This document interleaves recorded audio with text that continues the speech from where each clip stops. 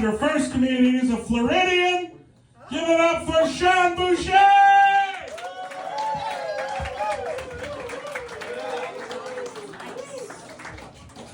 Portland, Maine, it's good to be here. I wish somebody warned me about the seagulls. You guys have seagulls the size of pugs. All the seagulls in Florida are on Ozempic. I was leaving a bar on yesterday when I flew in. There was a gang like 12 of them. I thought I was going to get jumped. But I'm living with my grandparents. You know, they're 80. We're having a ball. They take medication. I take medication. The dog takes medication. If we run out of peanut butter, we're fucked. But you know, it's true what they say when you live with people, you slowly pick up their habits, their routines. I'm waking up early. I'm eating oatmeal. My grandmother's quoting Lil Wayne lyrics. We'll be playing Chinese checkers whenever she's about to make a dope move. She'll be like, "Excuse my charisma, vodka with a spritzer." It's a lot better than what she used to say when we would play Chinese checkers. I had to sit her down and be like, "Honey, it's 2025. We know the name of the game. You don't have to do the answer." Like I said, they're 80. You know, old people do weird shit. They don't even think it's weird. I recently found out every night before bed, my grandfather takes his teeth out, puts the teeth in a coffee mug, and puts the coffee mug in a drawer. So I asked him, "What's up with the drawer?" So that way in the middle of the night they don't get knocked over.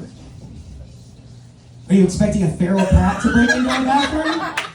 Fuck these dentures. So I got drunk and hid him from him.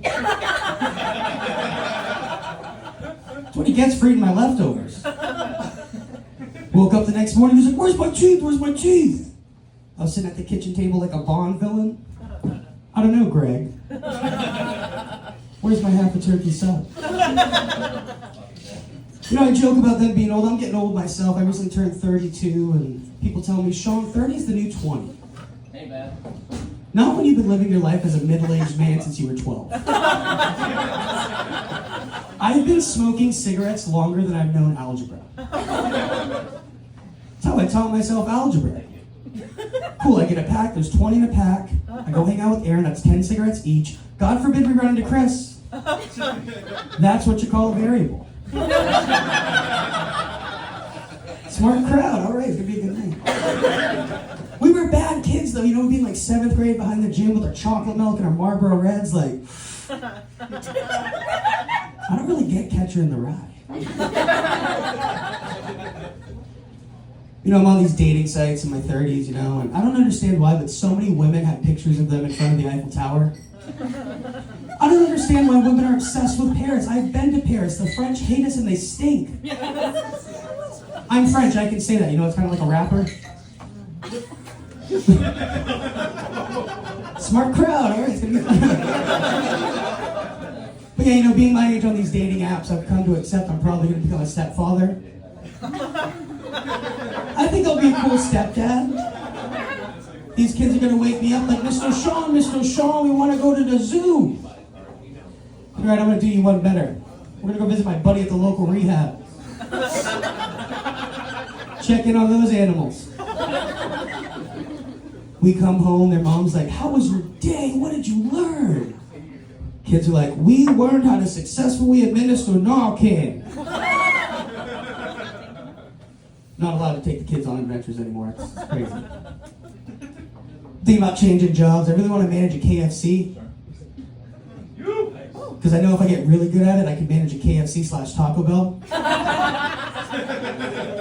And then when I go on these dates from the dating apps, one will be like, "What do you do?" I'll be like, "Yeah, I run a very successful fusion restaurant." But I've worked in restaurants my whole life. You know, working in restaurants is weird because it's the only place where it's socially acceptable for a grown man to yell at a 15-year-old. We've all seen it. "We've been here for 45 minutes. It's like, "Sir, there's still snow on your shoes." But you know, every 5 years, Oprah does a segment on restaurants. They're trying to change stuff. They're trying to change the kitchen guys, the back of the house. They want to call it Heart of House. Yes, because Omar with the scorpion tattooed on his neck really put his heart and soul into your chicken fingers. Yeah, I realized working in restaurants, I don't hate kids. I just hate all this new age parenting. You go to take an order, the moms have so many questions. They're like, these chicken nuggets, was the chicken cage free? Did the chicken have a good credit score? Was the chicken well liked in this community? And I'm like, no, he was beheaded in Mexico for conspiring to fly. When we were kids, my mother was a gangster. When we were kids and we'd go out to eat, she'd be like, all right, the big one's gonna have spaghetti and the little one's getting nothing because he sassed me on the way over here. You know, unhoused, homeless, I don't know what to call it anymore. You know, I was shelter challenged in my early 20s. I slept under a bridge. I preferred the term troll. The hardest thing about sleeping under a bridge that they don't tell you about, all the riddles you gotta come up with. These kids are walking to school 5 days a week, I gotta hit them with fresh shit.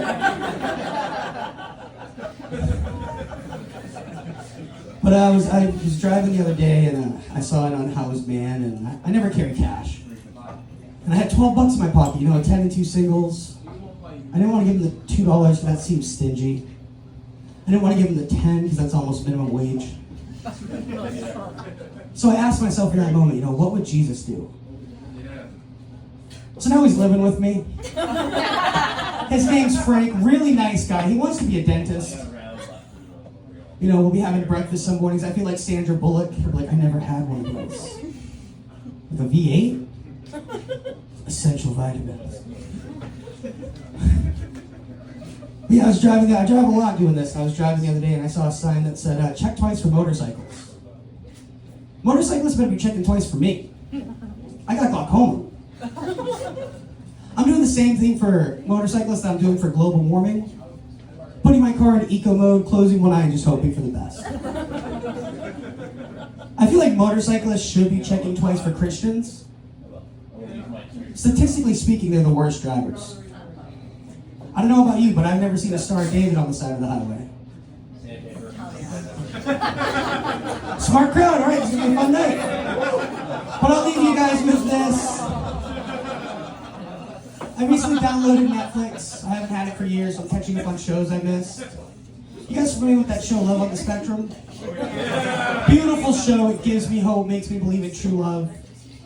I really want them to make a spin-off, Sex on the Spectrum. Because that's what we're thinking when we're watching, like, what's going to happen when this guy finds love? Dude loses his virginity, it cuts to him in the confessional booth, he's just like... I never thought I'd say this, but I think I found something I like more than dinosaurs. I'm Sean Boucher, guys, thank you very much.